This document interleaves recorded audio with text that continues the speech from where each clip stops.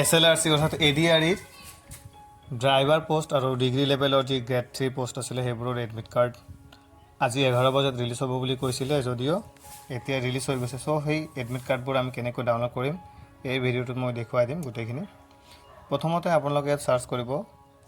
SLRC Assam বুলি তাৰপিছত ওপৰত হাল যেটো আছে সেৱা SLRC সেৱা বুলি তাতে ক্লিক কৰি দিব ক্লিক কৰি দিয়াৰ পিছত আপোনালোকৰ ওপৰত ইম্পৰ্টেন্ট লিংক বুলি